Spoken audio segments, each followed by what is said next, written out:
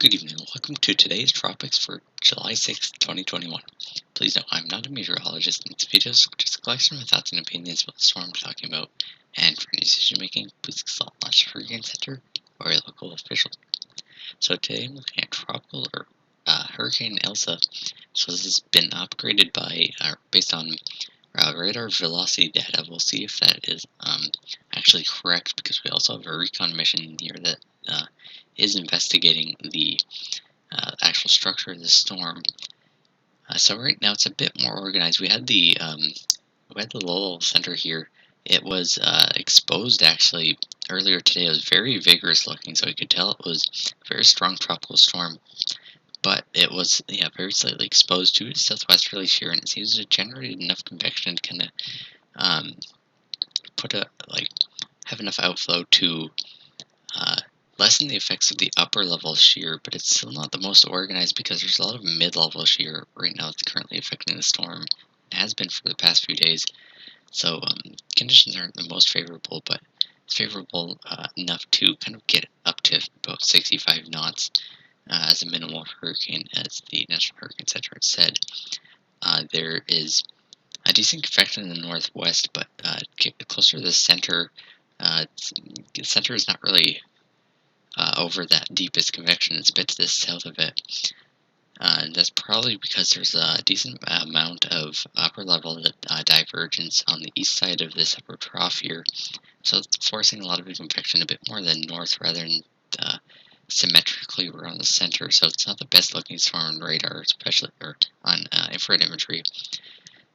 Even though it is a hurricane, it might not look the part, but it does seem that there's a justification that there is 65 knot wind in here probably. Looking at the water vapor imagery here, again you can see these two kind of upper anticyclones, but Elsa is between these two, and so there's an upper trough that it's currently in. The one thing this is doing for it is providing a bit more divergent flow aloft, as it's also near an upper cyclone or anticyclone to the east, and that's probably helping a bit with the convection. However, at the same time, there's that mid-level shear that's kind of going under the anvil and still trying to keep it from getting much stronger, and that's what indeed it has been doing lately. As a result, hasn't really gotten too well organized. There's also been that dry air trying to get in, but it seems that there's a lot dry air around it isn't quite as dry, so it's not as big an issue for it. But there is still enough to kind of disrupt it, not allow it to form a coherent eye wall that would allow it to intensify much past where it is now. Here's a look at the HWRF out 6 hours from now, give or take an hour or so. And it shows that the flow is more southerly at the very low levels, but once you kind of get towards the mid levels, more above 600, 700 millibars, the wind turns southwesterly, and so that means you've got the mid level shear that's currently affecting it, and it's also got. That means it's also likely to turn east sooner if it can actually get a bit more stacked and organized. It seems that it's a bit stronger than the HWRF had it, so it might be tracking a bit east of where this front had it, but we'll see what happens with that, because it's more so nowcasting and looking at the wobbles for the actual track. But it is being sheared a decent bit, and you can kind of see that on the radar once this loop starts loading up, and it hasn't looked the best. There's a kind of radar eye kind of south of Tampa, then it started looking worse, and then it jumped kind of northwest or so, and now it's starting to look a little better. So I'm not too sure if this is actually an eye or it could be, but it's kind of elongated here. It's not the most organized. You can see most of the actual weather is north of it. That's because of that southwesterly wind pushing into here, infecting a bit of that drier air, and kind of keeping this from wrapping too well. So it isn't. It's kind of like almost a half a cane. You've got the north side that's really very very vigorous, but not so much on the south side.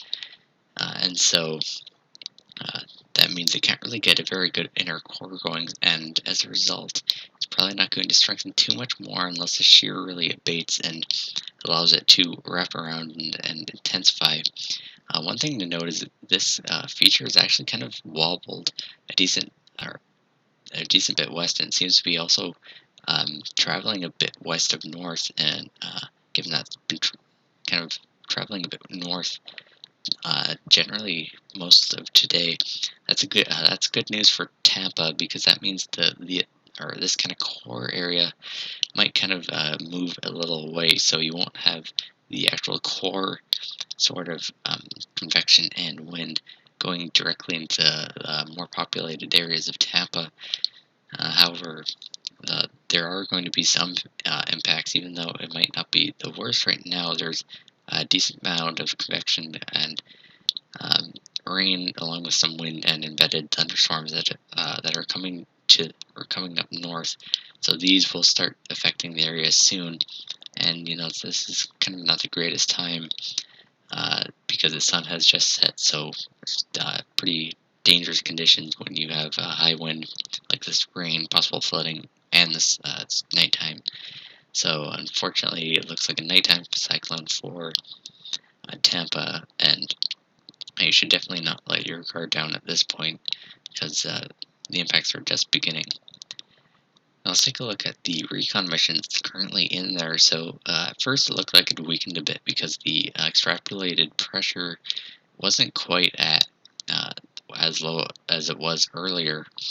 It had it at only 1,001.5 millibars, but we did have a drop zone going here. And one thing to note is it seems that the surface center seems to be a little bit decoupled from the actual center at 850 millibars, given that there's kind of weak easterly winds here and stronger northeasterly winds. So either it's a bit decoupled, or it's traveled into that sort of pseudo eyewall feature that is in the radar imagery. But what the big thing to note here is that given the winds when it splashed down, it's probably around a minimum pressure of 998 millibars. So it's a tad weaker than the actual National Hurricane Center 8 p.m. advisory, but it is still about the same as the last mission. So it seems to be holding generally steady.